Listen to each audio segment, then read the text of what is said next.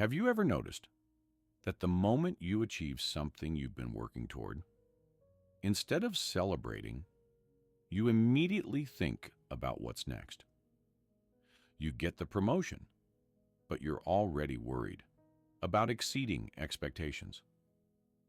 You finish the project, but all you see are the flaws. You reach the goal, but instead of satisfaction, there's just emptiness and a new, higher bar you've somehow already set for yourself. There's something strange about perfectionism. We treat it like a virtue, a sign of high standards and strong work ethic. We wear it like a badge of honor. I'm just a perfectionist. We say it almost proudly, as if it's a charming character flaw. And here's the paradox. Perfectionism promises excellence, fulfillment, success. It tells you that if you just work hard enough, perfect every detail, you'll finally feel worthy, accomplished, enough. But the truth is, perfectionism doesn't deliver what it promises. Instead, it extracts a price that most people don't see until they've been paying it for years. So what's the real cost of constantly chasing perfection? And why does the pursuit of flawlessness so often lead to feeling fundamentally flawed? Let's start with the most fundamental problem with perfectionism. Perfect doesn't exist. It's not a destination you can reach. It's a moving target that recalibrates the moment you get close to it. Think about the last time you worked towards something with perfectionist intensity. You revised, refined, obsessed over every detail. And when you finally finished, what happened? If you're a perfectionist, you didn't feel relief or pride. You felt anxiety. Because now it was out there, exposed to judgment, and you could already see everything wrong with it. Or maybe you did feel brief satisfaction. For a day, maybe a week. But then that bar you'd reached became the new baseline. What felt like an achievement became the standard, and anything less became failure. This is what psychologists call the hedonic treadmill applied to achievement.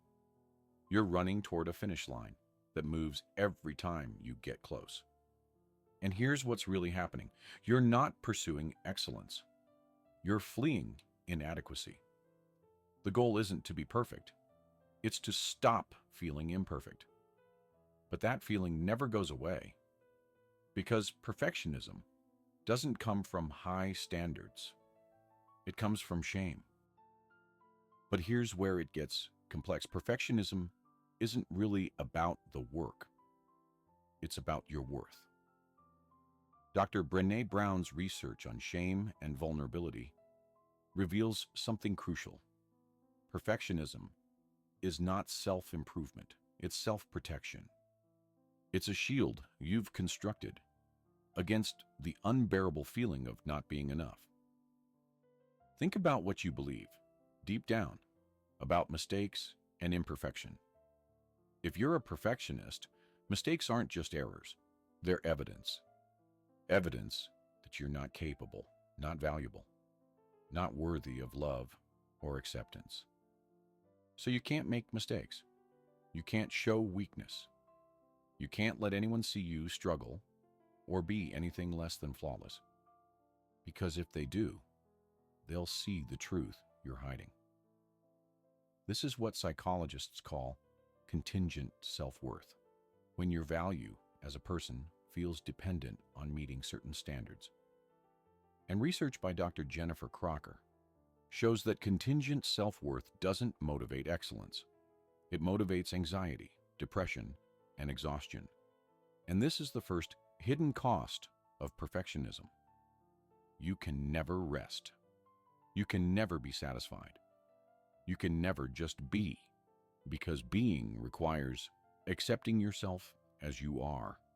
And perfectionism is fundamentally about believing who you are isn't acceptable. Now let's talk about something perfectionists know intimately. The way perfectionism doesn't just push you forward, it stops you completely. You'd think perfectionism would make you productive. But here's what actually happens. You procrastinate. You avoid. You don't start. Or you start and stop and restart endlessly. And this is where it gets really interesting psychologically. Why would someone who cares so much about doing things well not do them at all? Because perfectionism isn't about doing things well. It's about avoiding doing things badly. And the only way to guarantee you won't fail is to never try. Dr. Thomas Greenspan's research shows that perfectionists often struggle with analysis paralysis, overthinking to the point of inaction. They spend so much time planning the perfect approach, waiting for the perfect moment, that they never actually begin. Think about how much time you've lost to this. How many things you haven't started because you weren't sure you could do them perfectly.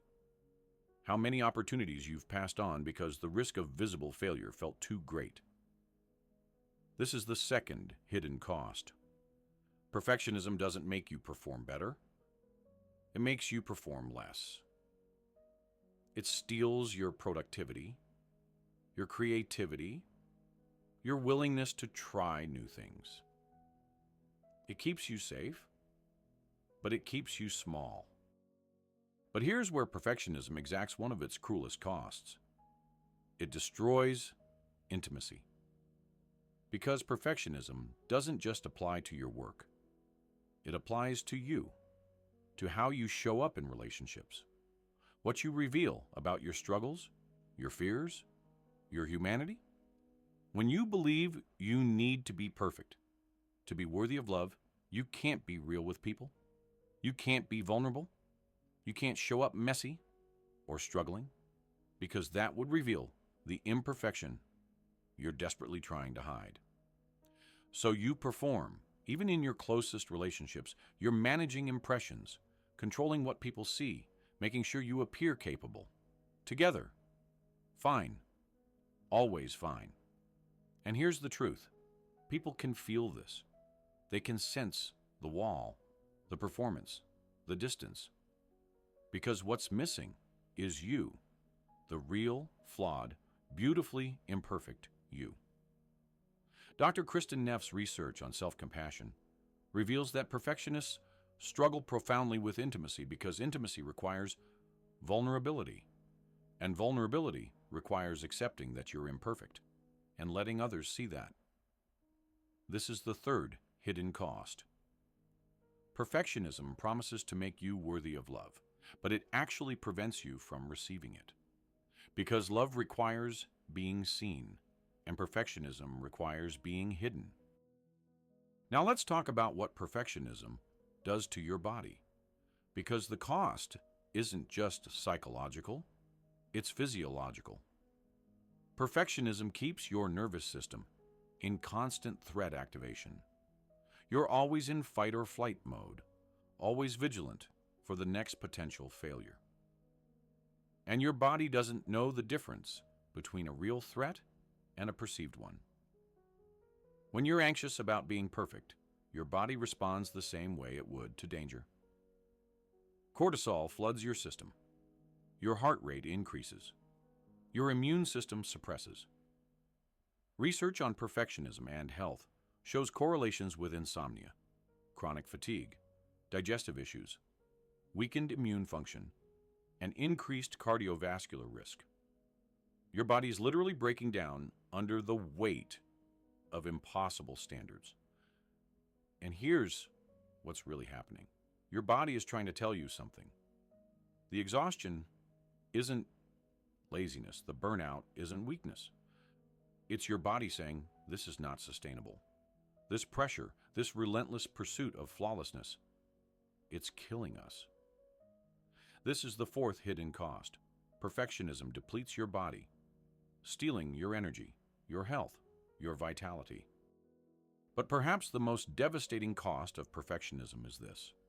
It steals your ability to experience joy. Because perfectionism and joy are fundamentally incompatible. Joy requires presence, spontaneity, acceptance. Perfectionism requires constant evaluation, constant improvement, constant awareness of how things should be better. Think about the last time you did something just for fun. How long did it take before you started judging it? Before the joy drained out and it became another performance to evaluate? This is what perfectionism does. It turns everything into an assessment. Nothing is just allowed to be. Everything has to be measured, judged, improved. And in this constant state of evaluation, there's no room for simple pleasure, no room for delight in the imperfect moment. Dr. Carol Dweck's research reveals that when you believe your worth must be proven, you can't enjoy the process of learning or growing.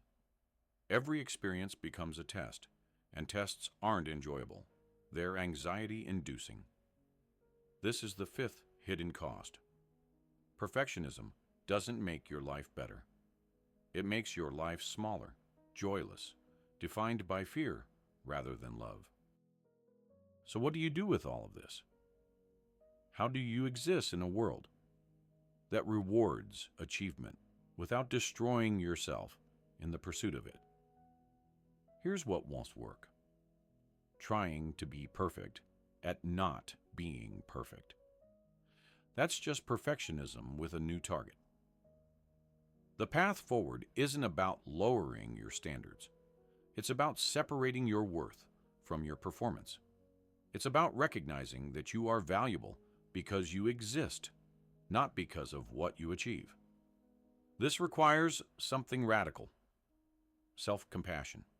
Treating yourself the way you'd treat a good friend who's struggling, with kindness, with understanding. Dr. Kristen Neff's research shows that self-compassion is more effective than self-criticism for motivation, resilience, and actual performance. When you're kind to yourself about mistakes, you're more likely to learn from them. So start small. Notice when the perfectionist voice appears. This isn't good enough. You're not good enough. And instead of believing it, just notice it. There's that voice again. And then ask, what would I say to a friend right now? What would compassion sound like? Remember that paradox we started with? That perfectionism promises fulfillment, but delivers emptiness? Here's what perfectionism doesn't tell you. The fulfillment you're chasing isn't on the other side of flawlessness. It's on the other side of acceptance.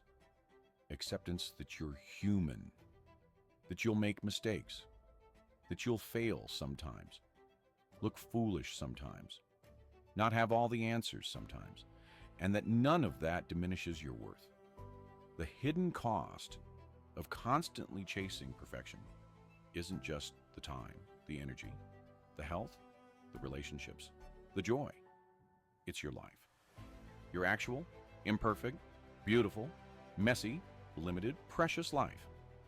And here's what I need you to hear. You don't have to be perfect to be worthy. You don't have to achieve flawlessness to deserve love, belonging, rest. You already matter. You already have value. Not because of what you do, but because of who you are. And who you are is enough. Not perfect, not flawless, not finished, but enough. Exactly as you are. Right now, you are enough. The chase is over. You can rest.